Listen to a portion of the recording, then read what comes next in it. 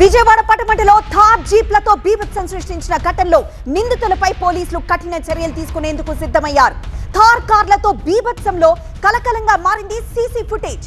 మాట్లాడాలంటూ ఓంకి call చేసి పిలిచాడు రోహిత్.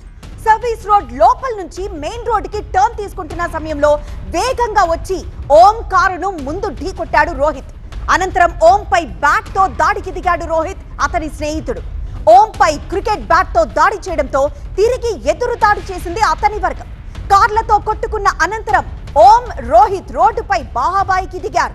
స్థానికులు ఇచ్చిన సమాచారంతో పోలీసులు స్పాట్ కి చేరుకోవడంతో అది గమనించి రోహిత్, అతని స్నేహితుడు పరారయ్యారు.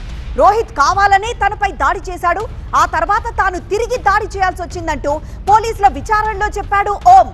తాను రోహిత్ పై ఎలాంటి తప్పుడు ప్రచారం చేయలేదు అంటున్నాడు ఓం. అయితే ఓం కు డ్రగ్ టెస్ట్ పాజిటివ్ రావడం, రోహిత్ జీప్ లో స్టెరాయిడ్స్ లభించడంతో నిన్న రాత్రి ఇద్దరి ఇళ్లలో పోలీసులు సోదాలు నిర్వహించారు. సీసీ ఫుటేజ్, వాట్సాప్ చాటింగ్ ఆధారంగా దర్యాప్తు చేస్తున్నారు పోలీసులు. ఘటనకు రోహిత్ దూకుడు స్వభావమే కారణమని గుర్తించారు. యువతికి తనపై చెడుగా చెప్పినట్లు భావించి ఓం కు ఫోన్ చేసి గొడవ పడ్డాడు రోహిత్. పటమట 100 ఫీట్ రోడ్లోకి రావాలని చెప్పడంతో తర్వాత గొడవ జరిగింది. ఇద్దరు నిందితులపై తీసుకోవాల్సిన చర్యలపై పోలీసులు లీగల్ ఒపీనియన్ తీసుకుంటున్నారు. ఇప్పటికే రోహిత్, గొల్లా ఓం కుటుంబ సభ్యులను పిలిచి పోలీసులు కౌన్సిలింగ్ ఇచ్చారు.